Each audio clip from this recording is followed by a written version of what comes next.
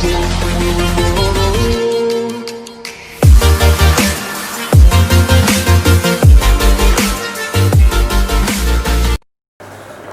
assalamualaikum warahmatullahi wabarakatuh. Kembali ngobrol bareng Sam Idur. Hari ini kita todong lagi Kak Ros. Nggak ada bosan-bosannya Kak Ros. Oke. Jadi yang penting gimana kita memberi manfaat pada banyak orang, ya. Tema hari ini tentang klasik ini adalah mitigasi risiko. Kebetulan sekarang keadaan pandemi COVID-19 mungkin kita menggali jauh, kita todong Kak Ros gimana andaikan sebelum terjadinya COVID atau nanti bahkan akan terulang lagi, kita sudah bisa punya plan-plan. Memulai dari mana Kak Ros? Silakan. Kalau kita bicara kegiatan bisnis ya, kita bicara tentang bisnis, resiko itu tidak bisa kita hindari. Semua bisnis ya? Semua bisnis itu pasti ada resikonya gitu. Semakin besar yang pengen kita capai, semakin besar pula resiko yang akan kita tanggung. Ibaratnya kalau kita sekarang nabung nih, saya punya uang 100 juta. Kalau saya nabung deposito katakanlah, setahun saya dapat 6%. Nah, tapi kalau orang bisnis kan nggak mau kayak gitu tuh. Ada uang 100 juta saya investasi di bisnis, mau bisnis kuliner atau mungkin di haji umrohnya Pak Rudi ya. Semakin dalam.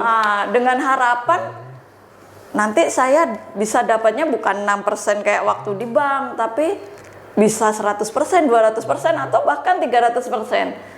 Tapi dibalik semua itu resiko kita juga tinggi. Kalau yang di bank tadi, ya resikonya relatif kita aman, asal kita jangan milih banknya gitu kan, kita milih bank yang gitu. Cenderung aman, nggak ada resiko di dalamnya. Beda dengan kalau kita bisnis. Nah, kalau kita bisnis tuh memang ada beberapa resiko. Resiko apa-apa saja yang mungkin muncul di dalam kita bisnis. Ada juga resiko di strategi. Ya, ada resiko finansial di dalamnya. Ada juga resiko kita tapi memang kebanyakan orang itu sudut pandangnya mitigasi risiko selalu mengacak uang itu harus ya, modal uang gitu kan. Apalagi startup itu kan kebanyakan kan milik banyak orang uangnya gitu. Memang gitu. Itu resiko finansial ya, yang gede ya. Finansial itu yang paling kelihatan di dunia usaha gitu, karena efeknya memang segala resiko itu nanti efeknya ujungnya ke finansial. Ya, ke finansial. Misal resiko finansial apa? Karyawan kita kadang yang salah input dan segala macam gitu.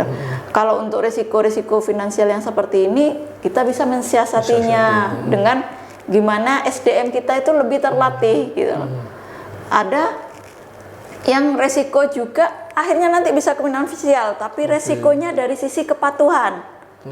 Kepatuhan itu artinya gini, kita ketika membuka usaha di suatu tempat itu ada regulasi tertentu dari pemerintah daerah ataupun dari perangkat-perangkat sampai perangkat RT RW mungkin ya.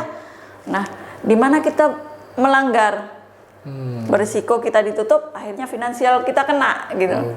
Ya gampangannya mungkin kalau di daerah A gitu ya, nggak boleh jualan rokok misalnya. Ya nggak boleh jualan itu, nggak boleh jualan minum keras, tapi ternyata kita jualan. Efeknya akan ditutup meskipun di tempat lain ini tidak masalah gitu loh.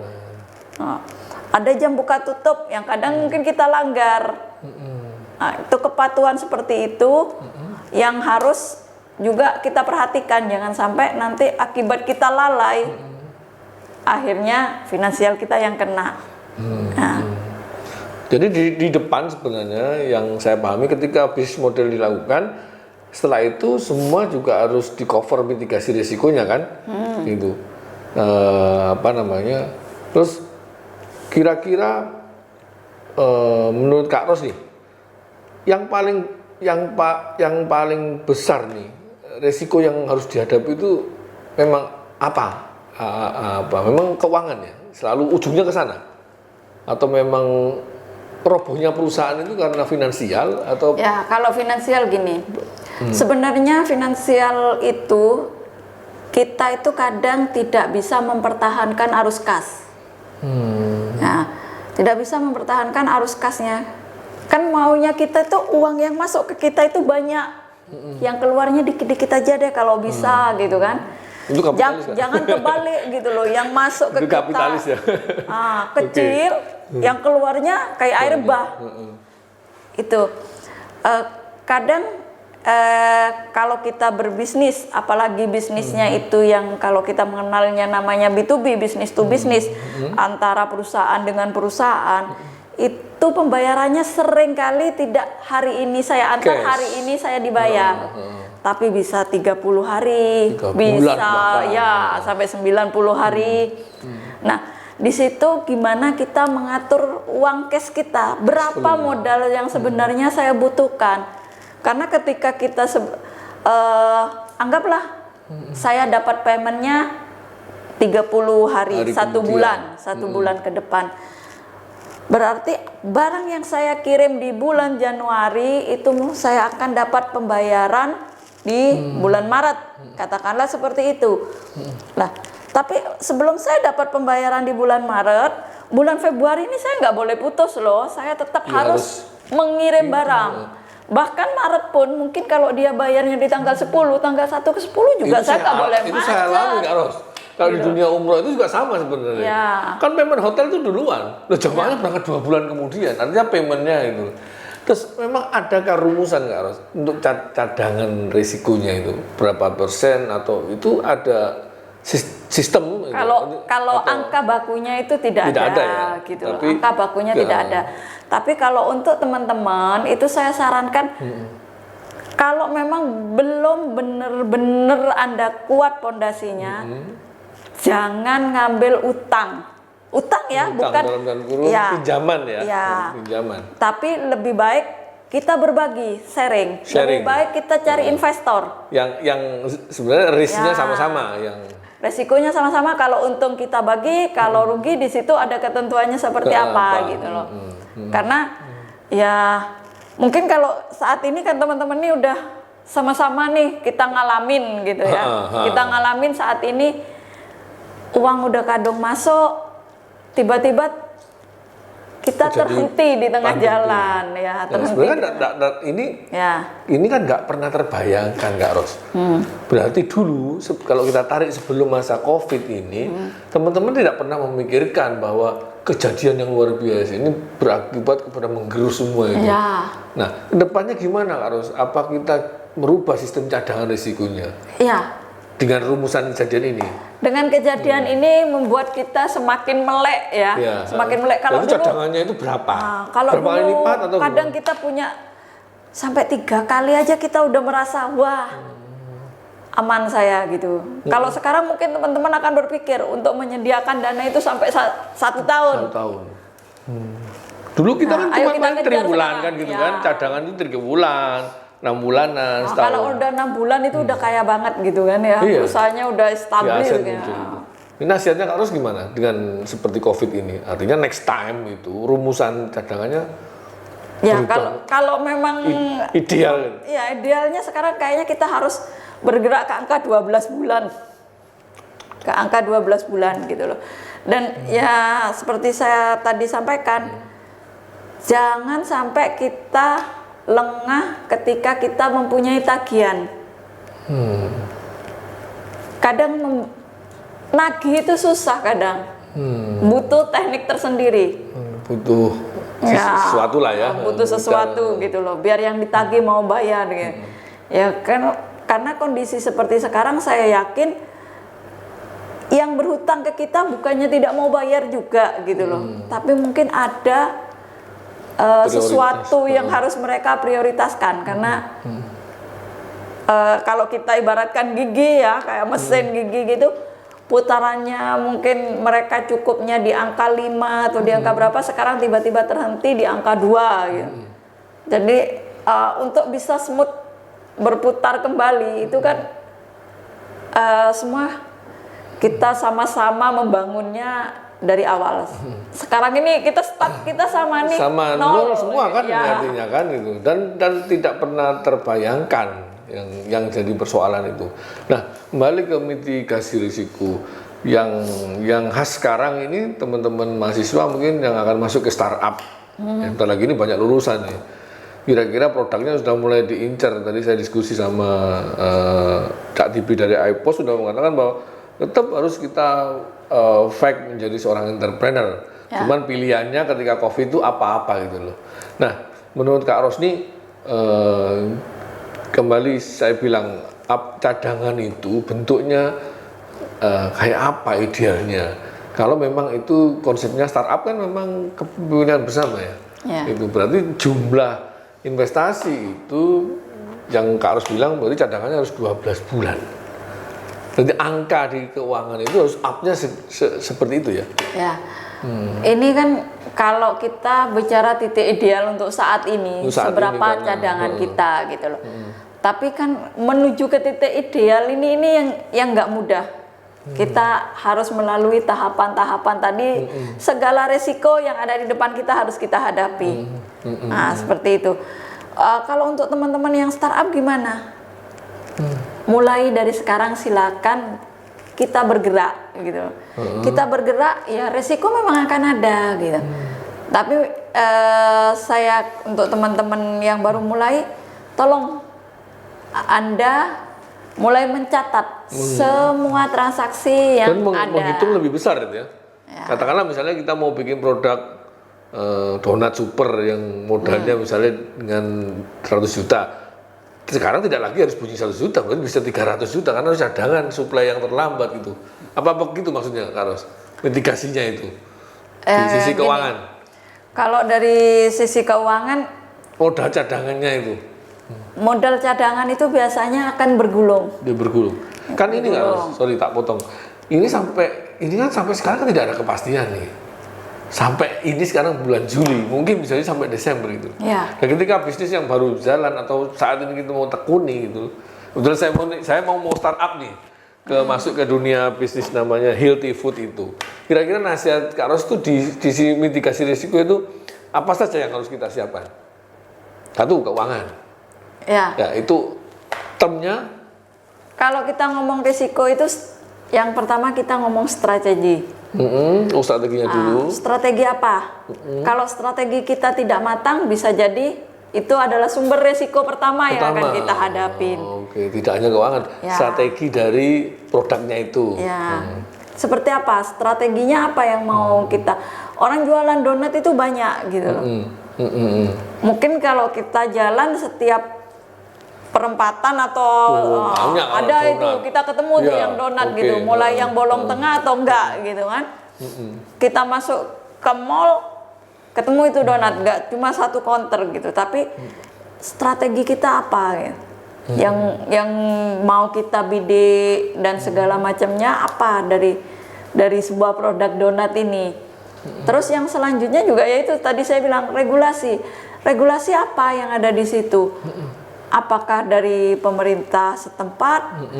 Mungkin ada daerah yang mewajibkan kalau nggak ada sertifikat halal nggak boleh jual makanan.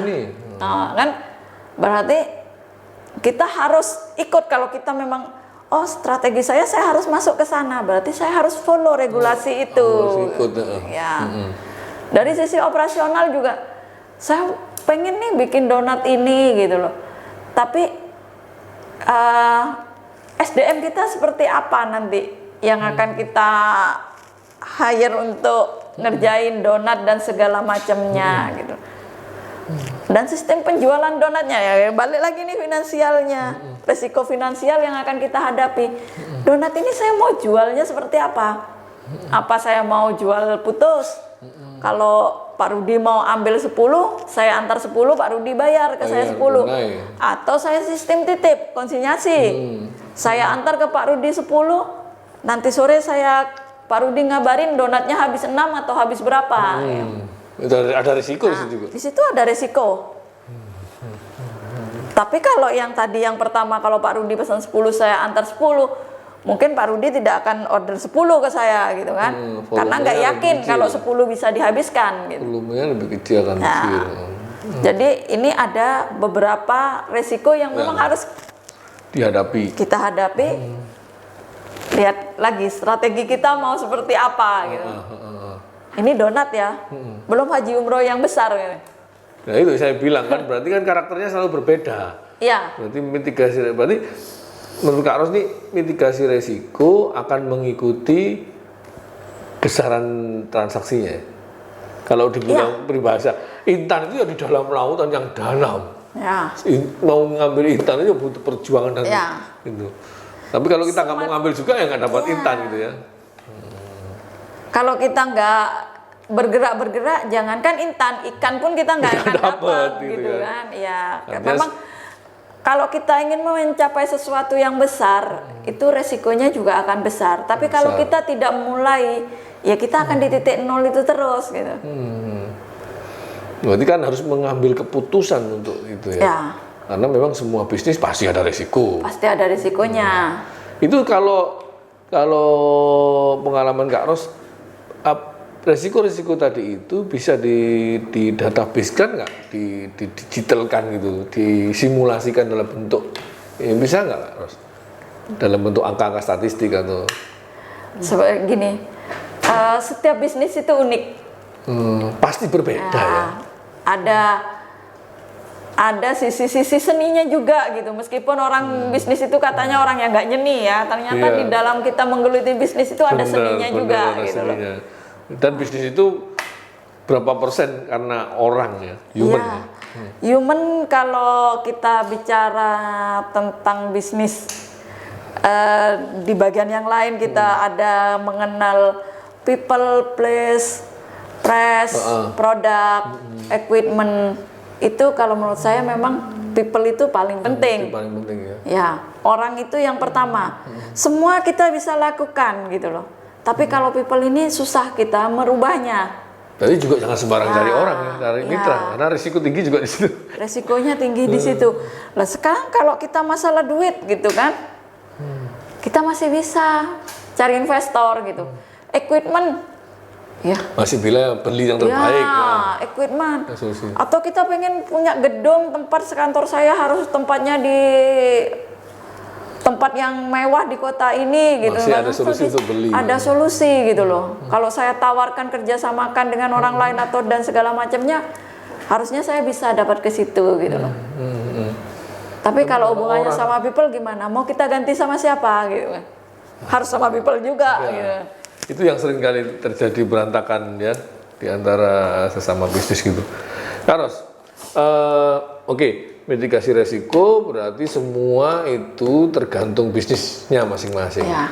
Apakah harus antara bisnis jasa dan bisnis dalam bentuk barang itu ada kekhasan secara makronya di mitigasi resikonya? Gini, kalau di barang kita ada resiko barang itu akan rusak. Oke ya, karena ada wujudnya. Ada. Ya kayak donat tadi kata Pak Rudi ya. Bisa jadi kita bikin donat 10 kilo yang jadi cuma 5 kilo karena mungkin waktu bikin lupa nggak kasih telur atau nggak kasih mentega atau dan segala macamnya. Karena ini ada produk. Resikonya di situ. Tapi kalau jasa memang tidak akan ada barang yang rusak gitu loh. Nah itulah kan ditentukan jasa itu kayak lebih reseller dia ya, lebih. Ya kalau jasa itu kan kayak haji umroh ya bisa dikatakan jasa. Memang nggak ada produk yang rusak, tapi ada tiket yang gosong ya Pak ya. Iya. Jadi ada barangnya sih nggak wujud. Nggak kelihatan gitu ya. Jadi resikonya sebenarnya kan manajemen waktu saja gitu. Oh jadi itu risiko. Berarti sebenarnya lebih risiko barang ya. Kalau boleh memilih. Kalau boleh memilih antara barang dan jasa, lebih risiko barang gitu harus. Resikonya memang lebih tinggi. Ada satu resiko yang mungkin tidak didapat di dunia jasa ya. Gitu ya. Karena ya itu tadi kita menghadapi produksi itu, apalagi kalau produksinya ini masih bergantung pada human. Itu kemungkinannya ya. Kadang orang itu apalagi kalau karyawannya itu perempuan ya, lagi PMS, itu sudah lagi lapar, daya masaknya tekannya berbeda. ya, kira-kira begitu. Gitu ya. Oke Kak Ros, yang terakhir nih, menurut Kak Ros, ini setelah pandemi ini gitu ya, untuk pemain-pemain startup itu nasihatnya apa untuk memitigasi risiko itu? Yang paling utama apa yang harus dilakukan? Siapkan strategi yang gitu kan. Strategi yang jitu gitu ya. Strategi yang gitu harus Dan itu disiapkan. Kak Ros, Dan jangan memang- jalan sendirian. nah, itu Jangan yang jalan selalu sendirian. saya Cak TV juga bilang, memang harus ada konsultannya, mentor atau pendamping itu. Gini, Apalah mitra, apa yang idealnya? Mungkin ya kalau memang kita harusnya jangan jalan sendiri, kita berpartner. berpartner dan carilah Ya. Mentor itu sangat mentor saya ya. sarankan, tapi cari Konseling. mentor ya. Kenapa mentor? Mentor itu berdasarkan dari pengalaman. Dia bukan coach. Dia mentor. Dia berdasarkan pengalaman yang sudah dia lalui selama sekian lama, Ya. sehingga setidaknya memberi setidaknya mungkin Input. dia sudah pernah jatuh. ya itu yang paling penting. Oke Kak Ros, terima kasih atas kehadirannya kali ini, sukses selalu untuk Kak Ros. Jadi teman-teman semua ya, simpulannya adalah yang pertama carilah mentor, gitu ya, dan siap-siap berbagi karena jangan merasa usaha ini milik Anda sendiri, tapi jadikan usaha ini untuk usaha bersama. Dengan Kak Ros malam ini, hari ini, saya ucapkan terima kasih, sukses selalu Kak Ros. Assalamualaikum warahmatullahi wabarakatuh. Waalaikumsalam warahmatullahi wabarakatuh.